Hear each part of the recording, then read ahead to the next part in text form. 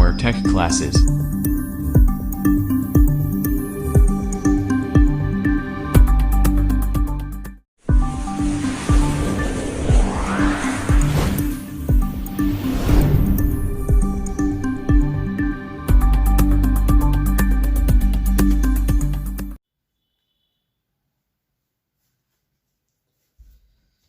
चलो बच्चों, आज हम इग्निटर सिस्टम के बारे में डिस्कस करेंगे। ठीक है, इग्निटर सिस्टम क्या होता है, इसका मतलब यूटिलाइज कहाँ किया जाता है, कैसे इसका कनेक्शन कैसे किया जाता है और इसकी वर्किंग प्रिंसिपल क्या होता है, किस प्रिंसिपल पे ये वर्क करता है। तो यहाँ पे ये पूरा सिस्टम आप देख रहे हो, ये सर्किट है। ठीक है, अब ये सर्किट इलेक्ट्रिकल सर्किट होता है। कौन सा सर्किट होता है? इलेक्ट्रॉनिक भी होता है और इलेक्ट्रिकल भी होता है। इग्निटर जो होता है इलेक्ट्रॉनिक इग्निटर भी होता है, लेकिन जनरली बड़े फॉर्म में इलेक्ट्रॉनिक जो इग्निटर होते हैं वो मतलब ये कि छोटे मोटे वर्क के लिए होता है, मतलब कम वाटेज कैपेसिटी के जो वर्क होते हैं उसमें होता है। लेकिन जो बड़े जो इग्निटर होते हैं, जो इलेक्ट्रिकल इग्निटर होते हैं, वो बड़े फॉर्म के लिए, जैसे कि मान लो 4 व्हीलर हो गया, 4 व्हीलर को स्टार्ट करने के लिए, मतलब ये है कि वहां पे स्पार्क प्लग में स्पार्किंग कराने के लिए, ठीक है, तभी जाके फ्यूल मतलब जो भी इंजन के अंदर जो फ्यूल है, फ्यूल को जलाना हो तो किसके माध्यम से जलाएंगे? हम इग्निटर के माध्यम से जलाएंगे। ठीक है, इग्निटर जो है ये हाई वोल्टेज जनरेट करता है। ठीक है, कौन सा वोल्टेज जनरेट करता है? ये बहुत ही ज्यादा मात्रा का। हम लो वोल्टेज देंगे तो ये हाई वोल्टेज कैसे डेवलप करेगा? ठीक है, उसकी वर्किंग प्रिंसिपल हम देखेंगे। तो ये यहाँ पे ये जो सर्किट डायग्राम आपको दिख रहा है, ठीक है, ये इग्निटर सिस्टम का सर्किट डायग्राम है। किसका सर्किट डायग्राम है? ये इग्निटर, ये इग्निटर। ठीक है, अब इग्निटर कौन कौन से कंपोनेंट से मिलकर बना होता है? तो बेसिकली ये हम देखते हैं कि इग्निटर जो होता है उसको बनाने के लिए एक सीटी चाहिए। सीटी मतलब होता है करेंट ट्रांसफार्मर। कौन सा transformer? Current transformer. Current transformer क्या होता है? हमने जनरली देखिए, एक मेजरिंग ट्रांसफार्मर होता है, मापक ट्रांसफार्मर होता है। ये मापने के लिए यूज किया जाता है। ठीक है, जैसे कि मान लो हाई जो उच्च मान की जो करंट है उसको मेजरमेंट करना है, ठीक है, तो हम उसके लिए सीटी का यूटिलाइज करते हैं। तो सीटी क्या होता है? तो एक करंट ट्रांसफार्मर, एक प्रकार का ट्रांसफार्मर होता है। तो ये एज इट इज सेम ये सीटी, ये जो डायग्राम आपको दिख रहा है, इतना जो डायग्राम दिख रहा है, ये क्या है? ये सीटी का डायग्राम। किसका डायग्राम है? ये एक्चुअल में ये सीटी है। ठीक है, अब ये सीटी कैसे वर्क करता है, करंट ट्रांसफार्मर कैसे वर्क करता है, इसमें कौन कौन सी वाइंडिंग? इसमें एक कोर होती है। देखो, ये इस टाइप के रेक्टेंगल आपको दिखाई दे रहा है। ये रेक्टेंगल क्या है? ये कोर है। ठीक है, अब इसमें कौन सी कोर यूटिलाइज करते हैं? तो इसमें जो फेराइट कोर का यूज करते हैं। कौन सी कोर का यूज करेंगे हम? ये है फेराइट कोर। ठीक है, ये कौन सी कोर है? तो ये फेराइट कोर है। ठीक है, ये फेराइट कोर का यूज करेंगे हम। ठीक है, अब यहाँ पे ये जो कोर आपको दिखाई दे रही है, ये फेराइट कोर है। और फेराइट कोर के ऊपर मतलब जस्ट मतलब प्राइमरी वाइंडिंग हम वहां पे लपेट देंगे। कौन सी वाइंडिंग लपेट देंगे? ये मतलब ये कि सॉरी, वहां पे जो है सेकेंडरी वाइंडिंग होगी अंदर। ठीक है, मतलब ये कि फेराइट कोर के जस्ट ऊपर जो कौन सी वाइंडिंग लपेंगे, मतलब ये कि पतले तार की सेकेंडरी वाइंडिंग, ये यहाँ पे पतले तार की दिखाई दे रही है, ये देखो। ठीक है, ये नीला कलर जो आपको नीले कलर की जो वाइंडिंग लगती है ये दिखाई दे रही है, ये क्या है? Secondary winding. और ये सेकेंडरी वाइंडिंग के जो है पतले तार और बहुत ही अधिक टर्न होते हैं। ठीक है, सेकेंडरी वाइंडिंग के कैसे टर्न होंगे? पतले तार होंगे। ठीक है, इसका जो साइज कैसा होगा? तो बहुत ही पतला साइज होगा और टर्नों की संख्या बहुत ही ज्यादा होगी। तो कोर के जस्ट ऊपर लपेटेंगे। जैसे मान लो ये कोर है, ठीक है, इस टाइप की। इसमें जो कोर जो होगी ये क्या होगी? ये सिलेंड्रिकल टाइप की कोर होती है। कैसी कोर होगी? ये सिलेंड्रिकल टाइप की कोर होगी। जैसे मान लो ये कोर है, कोर के ऊपर सबसे पहले कौन सी वाइंडिंग लपेट दिया हमने? सेकेंडरी वाइंडिंग लपेट दिया इस टाइप से। और 2 वायर, एक वायर यहां से निकाल दिया और इसका एक वायर जो है अर्थ कर दिया हूं मैंने, ग्राउंड कर दिया हूं ये। ठीक है, तो ये नीले कलर की जो वाइंडिंग आपको दिखाई दे रही है, ठीक है, ये पतले तार है और टर्नों की संख्या अधिक है। ठीक है, 1 2 3 4 5 6 7 8, मतलब 8 टर्न बना दिया हूं मैंने यहाँ पे। तो आपको समझ आ जाएगा, इस डायग्राम में समझ आ जाएगा कि इसमें जो पतले तार होंगे और टर्नों की संख्या अधिक होगी। ठीक है, इसकी जो प्राइमरी है ये आपको दिख रही, ये रेड कलर से आपको दिख रही है, ये वाइंडिंग दिख रही है, ये है ये प्राइमरी वाइंडिंग, ठीक है, जिसको मेन सप्लाई से कनेक्ट किया जाएगा। सेकेंडरी वाइंडिंग को आउटपुट से कनेक्ट करेंगे। एक सिरा ये निकल गया है, ठीक है, यहाँ पे एयर गैप रख दिए हैं, और ये जो दूसरा सिरा है, ये सेकेंडरी वाइंडिंग का जो दूसरा सिरा है, ये अर्थ कर दी है। ये प्राइमरी वाइंडिंग आपको ये इस टाइप से ये मोटे तार की दिखाई दे रही है, ठीक है। ये कौन से तार है? मोटे तार है, और टर्नों की संख्या भी कम है। इसमें 1 2 3 4 टर्न लगाए, मोटे तार होते हैं। मतलब सीटी जैसे होता है, सीटी की जो प्राइमरी है वो मेन सप्लाई से कनेक्ट होती है, ठीक है, सप्लाई की सीरीज में कनेक्ट होती है। और सेकेंडरी जो होती है, मतलब ये एक प्रकार का स्टेप अप ट्रांसफार्मर होगा, ठीक है। ये कौन सा सीटी होगा? तो ये स्टेप अप होगा, ठीक है, स्टेप अप। स्टेप अप मतलब होता है कि निम्न वोल्टेज को उच्च वोल्टेज में परिवर्तित करना, उसे क्या बोला जाता है? स्टेप अप, ठीक है। तो ये प्राइमरी वाइंडिंग आपको दिख रही है, ये मोटे तार की, ठीक है, रेड लाइन से मैंने इसको शो कर दिया हूं, ठीक है, इंडिकेट हो रहा है यहाँ पे रेड लाइन से। और ये ही इसकी प्राइमरी वाइंडिंग, और ये मोटे तार की होगी और टर्नों की संख्या अधिक होगी। तो ये चीज हमको बहुत अच्छे से समझना।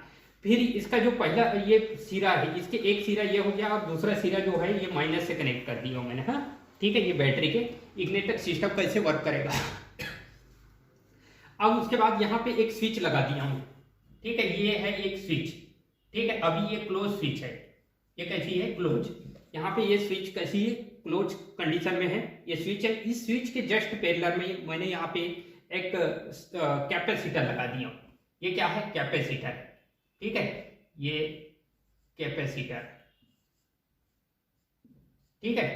तो ये कैपेसिटर क्या काम करेगा, इसकी सारी वर्किंग अभी बता रहा हूं, ठीक है। यहाँ पे ये स्विच है, स्विच के पैरेलल में हमने एक कैपेसिटर जोड़ दिए, ठीक है। और ये जो है ये स्विच से सीधा हमने ये बैटरी कनेक्ट कर दी है यहाँ पे, ठीक है। ये एक बैटरी है, और बैटरी की सप्लाई यहाँ पे जाएगी, ठीक है। ट्रांसफार्मर कैसे वर्क करेगा अभी हम देखते हैं, ठीक है। तो ये इसका सर्किट हो गया। अब यहाँ पे ये 2 वायर दिखते हैं, ये माइनस का वायर हो गया और ये प्लस का वायर, ठीक है। इन दोनों के बीच में मैंने कुछ मतलब ये इलेक्ट्रोड है, ये क्या है? ये दोनों क्या है? इलेक्ट्रोड है। इलेक्ट्रोड के बीच में एयर गैप रख दी।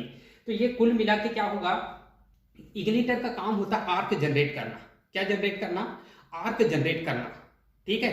मतलब यह है कि ये एक प्रकार की आर्क जनरेट करेगा, और उस आर्क के माध्यम से हम जो भी वर्क कराएंगे, जहां जो सिस्टम में वर्क होगा वो वर्क हम इसके माध्यम से कराएंगे। जैसे हम गाड़ियों में देखते हैं, तो गाड़ियों में क्या होगा? आर्क मतलब स्पार्क प्लग के माध्यम से क्या होता है? आर्क जनरेट कराते हैं और फ्यूल को जलाते हैं। कंप्रेस्ड फ्यूल रहता है, वो उस फ्यूल को जलाते हैं। तो कोई भी जितने भी डीजल इंजन हो या बहुत सारे इंजन होते हैं, ठीक है, इंजन में ये वाला सिस्टम होता है, इग्निटर सिस्टम होता है, इसी के माध्यम से आर्क जनरेट होती है, ठीक है, और स्पार्क प्लग से कनेक्ट होता है, ठीक है। मतलब कुल मिला के ये यहाँ पे स्पार्किंग जनरेट कराना है हमको, ठीक है। स्पार्किंग मतलब होता है कि ये एक प्रकार की आग जनरेट करेगा, और उस आग का यूटिलाइज हम मतलब डिफरेंट टाइप के एप्लीकेशंस में करेंगे हम, ठीक है।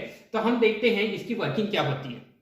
तो इसकी वर्किंग स्टेप अप ट्रांसफार्मर के ये सिद्धांत पे वर्क करता है। किस सिद्धांत पे वर्क करेगा? ये स्टेप अप सिद्धांत पर वर्क करेगा। मतलब ये है कि उच्च मान की करंट, मतलब ये है कि करंट को स्टेप डाउन करेगा, वोल्टेज को स्टेप अप करेगा। मतलब ये है कि यहाँ पे अगर 10 वोल्ट देंगे तो ये 10,000 तक के वोल्टेज बना सकता है, ठीक है।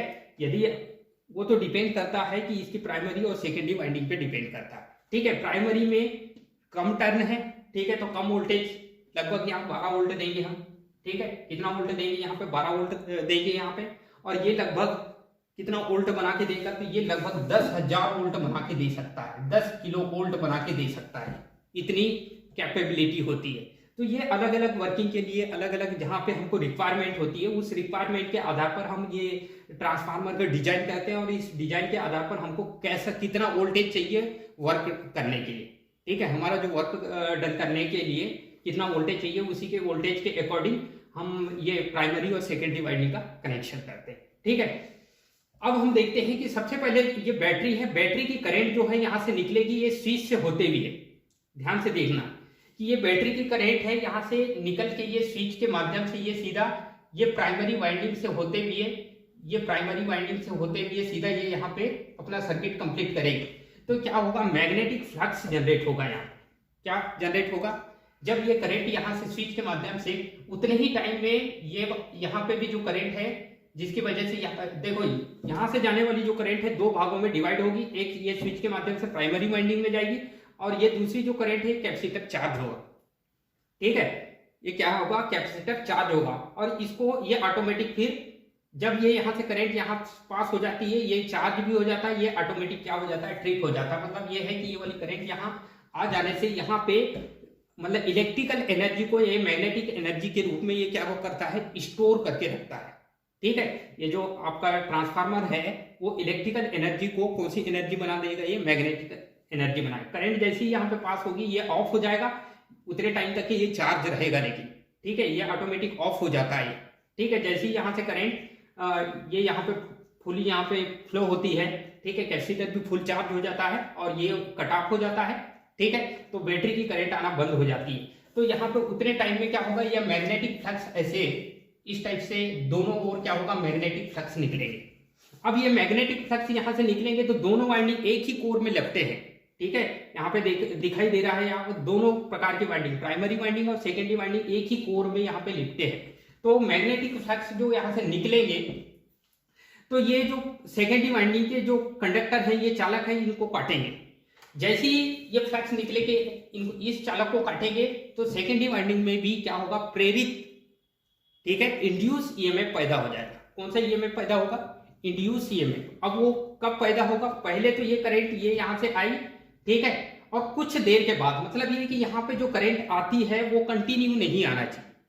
ठीक है, रुक रुक के आना चाहिए, तभी क्या होगा, आपका जो प्रेरित वोल्टेज जनरेट होगा। ठीक है, तो प्रेरित वोल्टेज जनरेट करने के लिए क्या होगा, करंट के मान को चेंज करना होगा, टाइम के अकॉर्डिंग चेंज करना होगा। अब ये करंट के मान को टाइम के अकॉर्डिंग कैसे चेंज करेंगे, पहले ये स्विच के माध्यम से करंट आई, उतने टाइम में कैपेसिटर चार्ज हो गया, ये ओपन हो गया। ठीक है, कुछ देर के बाद फिर से ये क्लोज हो जाता है और इधर की करंट, बैटरी की करंट आना बंद हो जाती है, कैपेसिटर डिस्चार्ज होगा थोड़ी देर के बाद। ठीक है, ये मैग्नेटिक फ्लक्स बनेगी पहली कंडीशन में। दूसरी कंडीशन में जब कैपेसिटर चार्ज होगा, यहीं से पास होगी करंट और ये इसके माध्यम से कुछ देर के बाद जाएगी। मतलब ये है कि करंट यहाँ पे रुक रुक के जा रही है, जिसकी वजह करंट के मान में चेंजिंग आ रही है। क्या आ रहा है, करंट के मान में चेंजेस आ रहा है, जिसकी वजह से क्या होगा, ये मैग्नेटिक फ्लक्स भी चेंजिंग मैग्नेटिक फ्लक्स बन रही है, परिवर्तित मैग्नेटिक फ्लक्स, d∅/dt बोलते हैं जिसको। ठीक है, तो यहाँ पे जैसे ही ये मैग्नेटिक फ्लक्स चेंजिंग हो गया, मतलब ये है कि उनके मान में परिवर्तन होगा, चुंबकीय फ्लक्स के मान में परिवर्तन होगा, जिसकी वजह से क्या होगा, ये परिवर्तित चुंबकीय फ्लक्स जो है ये सेकेंडरी वाइंडिंग को क्या करेंगे, क्रॉस करेंगे, काटेंगे। जैसे सेकेंडरी वाइंडिंग को काटेंगे तो क्या होगा, यहाँ पे इस दो सिरों के बीच में, ये सिरा और एक सिरे के बीच में एक वोल्टेज, हाई वोल्टेज, क्योंकि ये पतले तार की तो हाई वोल्टेज सेकेंडरी वोल्टेज प्रेरित हो जाएगा। जैसे ये सेकेंडरी वोल्टेज प्रेरण के कारण, किसके कारण हो रहा है, ये प्रेरण के कारण, इंडक्शन के कारण होता है। ये इंडक्शन के कारण, क्योंकि चुंबकीय फ्लक्स काटेंगे तो ये क्या होगा, यहाँ पे एक ऑटोमेटिक वोल्टेज प्रेरित हो जाता है। ये जो प्रेरित वोल्टेज है ये सेकेंडरी वाइंडिंग में अप्लाई होता है और यही वोल्टेज जो है ये कितना होगा, 10 किलो वोल्ट का वोल्टेज होगा। कितना वोल्टेज होगा, ये 10 किलो वोल्ट होगा इसका मान। जैसे ही 10 किलो वोल्ट ये दोनों एयर गैप के मध्य ये वाला वोल्टेज अप्लाई होगा तो यहाँ पे क्या होगा कि यहाँ पे एक आर्क जनरेट होगी। ठीक है, आर्क जनरेट होती है ऐसी, इस टाइप की ऐसी आर्क जनरेट होती है और इसी आर्क के माध्यम से हम जो जितने भी गाड़ियां होती है, गाड़ियों के अंदर सिलेंडर में जो फ्यूल होता है, फ्यूल को हम क्या करते हैं, जलाते हैं इसी आग से। ठीक है, ये जो आग जनरेट करता है, कुल मिला के इग्निटर मतलब होता है इग्नेट करना। ठीक है, आग स्टार्ट करने के लिए, मतलब ये है कि आपका जो इंजन है, इंजन को स्टार्ट करने के लिए इसका यूज करें तो मात्र स्टार्टिंग के लिए रहता है ये। ठीक है, मतलब ये है कि बार बार ये इंजेक्ट करेगा। ठीक है, मतलब ये कि स्पार्क प्लग के माध्यम से स्पार्क जनरेट मतलब करेगा। ठीक है, और कुछ देर रुक रुक के करेगा। ठीक है, जब फ्यूल को जलाना है तो ये आग जनरेट करेगा और फ्यूल को जब जलाना नहीं है तो ये आग नहीं जनरेट करेगा। तो उसी अकॉर्डिंग ये कैपेसिटर के माध्यम से होता है। किसके माध्यम से होता है, कितने टाइम तक इसको चार्ज रहना है, कितने टाइम तक ये डिस्चार्ज होगा, उसी के अकॉर्डिंग ये काम करेगा। ठीक है, तो आपको समझ आया होगा कि ये जो है इग्निटर जो होता है, ये बहुत ही इसका जो प्रिंसिपल है वो किस सिद्धांत पे, तो ये ट्रांसफार्मर, स्टेप ऑफ ट्रांसफार्मर के सिद्धांत पे है। मतलब ये है कि फैराडे की विद्युत चुंबकीय प्रेरण के सिद्धांत पे ये वर्क करेगा। किसके सिद्धांत पे वर्क करेगा? ये फैराडे के विद्युत चुंबकीय, और ये एक प्रकार का सीटी टाइप का वर्जन होता है ये, ठीक है।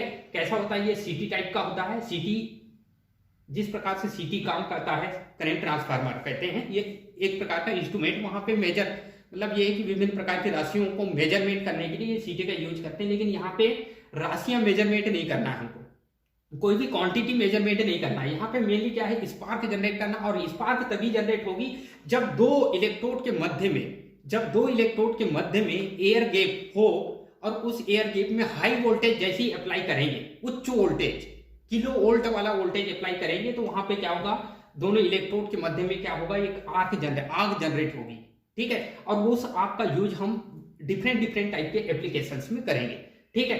तो ये इस टाइप से इग्निटर सिस्टम काम करता है, ठीक है। यहां से सबसे पहले यहां से करंट आएगी, ठीक है, चुंबकीय फ्लक्स बनेगा, ठीक है। और फिर जैसे ही यहां से करंट आना बंद हो जाएगी, चुंबकीय फ्लक्स करना बंद हो जाएगा। फिर यहां से करंट कुछ देर के बाद यहां से डिस्चार्जिंग वाली जो करंट है ये इसी के माध्यम से आएगी, ठीक है। कुछ देर के ये करंट के मान में चेंजिंग हो रही है, ठीक है। तो ये कैपेसिटर कर रहा है ये चेंजिंग, ठीक है। कुछ देर के बाद यहां से कंटिन्यू, यदि हम ये कैपेसिटर नहीं लगाएंगे तो ये कंटिन्यू करंट जाएगी, ठीक है। और मैग्नेटिक फील्ड क्या होगा? चेंज नहीं होगा, क्योंकि क्या है? इंडक्शन कराना है आपको, ठीक है। इलेक्ट्रोमैग्नेटिक इंडक्शन कराना है, तो मैग्नेटिक जो फील्ड है, यहां से निकलने वाले जो फ्लक्स है उनको चेंज करना, ठीक है। मैक्सिमम जाना, फिर जीरो आना, फिर मैक्सिमम जाना, ऐसे बार बार मैग्नेटिक फ्लक्स क्या होंगे? इस कंडक्टर को क्या करेंगे? काटेंगे, ठीक है। जनरल क्या होगा? ये इस कंडक्टर में ये वाले कंडक्टर, प्राइमरी कंडक्टर को भी मैग्नेटिक फ्लक्स काटते हैं और सेकेंडरी को भी काटते हैं। लेकिन प्राइमरी जो फ्लक्स, प्राइमरी वाइंडिंग को जो काटेंगे तो इसमें क्या होगा? बैक ईएमएफ तैयार होगा। यही प्राइमरी वाइंडिंग में जो बैक ईएमएफ तैयार करता है, ये मेन ईएमएफ का अपोज करता है, ठीक है। मतलब ये जिस वजह से क्या होता है, ये यहाँ पे rate of change of flux, मतलब ये है कि फ्लक्स को हम किस रेट से चेंज कर रहे हैं उसी के अकॉर्डिंग क्या होगा? यहाँ पे प्रेरित इंड्यूस ईएमएफ बनेगा, जिसको हिंदी में बोलते हैं हम प्रेरित ईएमएफ। और इसी प्रेरित ईएमएफ ये सेकेंडरी वाइंडिंग में जाएगा, और ये सेकेंडरी वाइंडिंग का जो वोल्टेज होगा, मतलब ये है कि आपने यहाँ पे 12 वोल्ट दिए, ठीक है। तो यहाँ पे कितने वोल्ट बना लिया? 7000, 8000, 10000, जितना वोल्ट, ठीक है। जितने वोल्ट के लिए हमने इसको बनाए हैं उतना वोल्ट हम, ये 10 किलो वोल्ट बना के दे रहा है। कितनी इसकी कैपेसिटी है कि ये 12 वोल्ट को 10 किलो वोल्ट में कन्वर्ट कर दिया। यहाँ पे प्राइमरी वाइंडिंग में मोटे तार हैं, इसमें करंट ज्यादा जाएगी, ज्यादा करंट जाएगी तो ज्यादा मैग्नेटिक फ्लक्स बनेंगे, और ज्यादा मैग्नेटिक फ्लक्स बनेंगे तो ज्यादा ये कंडक्टर को क्रॉस करेंगे, और ज्यादा मैग्नेटिक फ्लक्स ज्यादा कंडक्टर को क्रॉस करेंगे तो बहुत मैक्सिमम मान का, बहुत ज्यादा मान का क्या होगा? यहाँ पे प्रेरित वोल्टेज डेवलप होगा। और ये प्रेरित वोल्टेज की मदद से हम क्या होगा? यहाँ पे ये क्या होगा? ये आर्क जनरेट कराएंगे। क्या जनरेट कराएंगे हम? आर्क। आर्क मतलब होता है चिंगारी, ठीक है। इसको हम बोलते हैं चिंगारी। क्या बोलेंगे हम? चिंगारी जनरेट कराएंगे। और इस चिंगारी के माध्यम से ये चिंगारी जनरेट हो रही है, और ये चिंगारी के माध्यम करंट का फ्लोएशन हो रहा है यहाँ पे, लेकिन किसके माध्यम से? जंप कर रही है यहाँ पे चिंगारी के माध्यम से, आर्क के माध्यम से ये करंट जंप कर रही है, और ये सीधा न्यूट्रलाइज हो रही है, ठीक है। न्यूट्रलाइज हो रही है मतलब ये कि माइनस में अपना सर्किट कंप्लीट। तो इस टाइप से ऐसा, जैसे ये स्विच को ऑफ करेंगे, ठीक है, ये स्विच को ऑफ कर देंगे तो यहाँ चिंगारी बनना बंद हो जाएगी। जैसे ही स्विच को ऑन करेंगे चिंगारी बनेगी। स्विच ऑन ऑफ होते रहता है, ये ऑटोमेटिक ऑन ऑफ होते रहता है, जिसकी मदद से क्या होगा? यहाँ पे चुंबकीय फ्लक्स भी चेंज होंगे। चुंबकीय फ्लक्स चेंज होंगे तो ये क्या होगा? कंडक्टर को काटेंगे, और इस कंडक्टर को जैसे ही काटेंगे तो क्या होगा? यहाँ पे आर्क जनरेट होगी, चिंगारी जनरेट होगी, ठीक है। तो ये मतलब ये है कि आपका जो, अब ये जो हमारा जो इग्निटर है, इस इग्निटर का यूज हम इलेक्ट्रिकल में इसका यूज काम करेंगे तो हम जनरली इसका यूज करेंगे हम sodium vapour lamp, mercury vapour lamp, ठीक है, high pressure sodium vapour lamp और high pressure mercury vapour lamp, और halide lamp, metal halide lamp में इसका यूज करेंगे।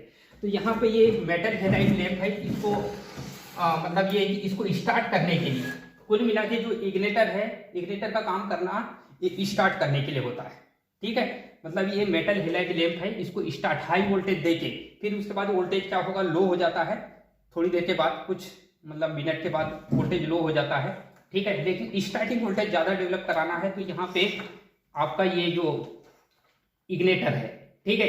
इस इग्नेटर में 3 वायर, इस 3 वायर का कनेक्शन हमको मेनली सीखना है।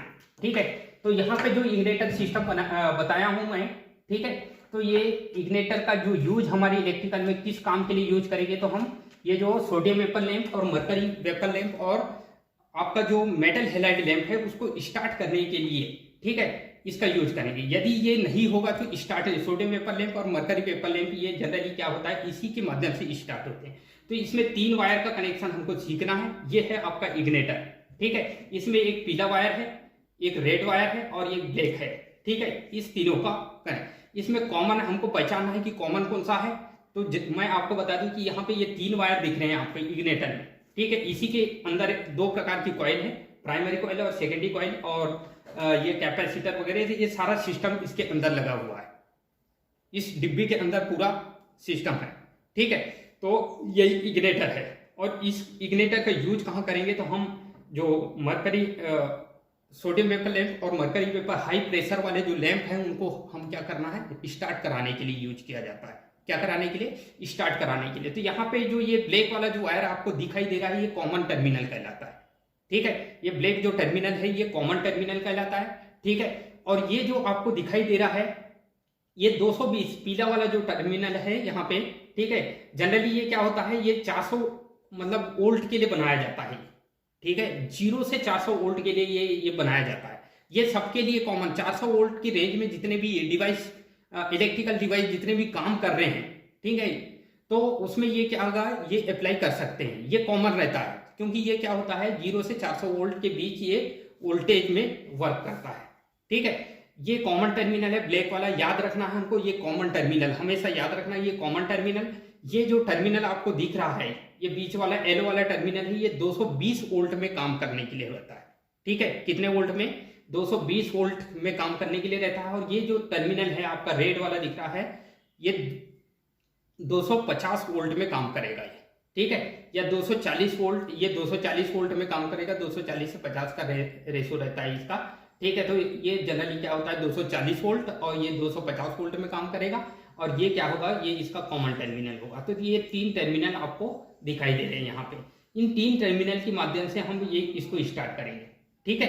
किसको स्टार्ट करेंगे, तो ये जितने भी हमारे लैंप हैं, sodium vapour lamp, mercury vapour lamp, ठीक है, और मेटल हैलाइड लैंप, ये तीनों की मैं तीनों का प्रैक्टिकली आपको बताऊंगा, ठीक है। इसका कनेक्शन कैसे किया जाता है और ये कैसे स्टार्ट होते हैं, कितना टाइम लगता है इसमें, कौन सा ये कलर देंगे, किस टाइप का आउटपुट में कलर देंगे, ठीक है। इनपुट वोल्टेज कितना होना चाहिए, ठीक है, कितने वाटेज की कैपेसिटी होना चाहिए। तो ये क्या होगा, वाटेज कुछ भी हो, ठीक है, हमारे जो लैंप के वाटेज कुछ भी हो, लेकिन ये जो कॉमन होता है सबके लिए, ये कॉमन होता है क्योंकि ये 400 वोल्ट तक के मतलब ये है कि ये वर्क करता है, ठीक है। कितने वोल्ट तक के वर्क करेगा, ये 400 वोल्ट तक के वर्क करेगा, ठीक है। तो आई होप कि आपको ये पूरा सिस्टम समझ आ गया होगा, ठीक है। तो इस टाइप से ये क्या होगा, इग्नेटर वर्क करेगा और इसी की वर्किंग के कारण क्या होगा, हमारा जो जितने भी इंस्ट्रूमेंट हैं, इलेक्ट्रिकल इंस्ट्रूमेंट, ये काम करेंगे, ठीक है। तो आई होप कि आपको ये पूरा इलेक्ट्रिकल सिस्टम आपको समझ आया हो, ठीक है।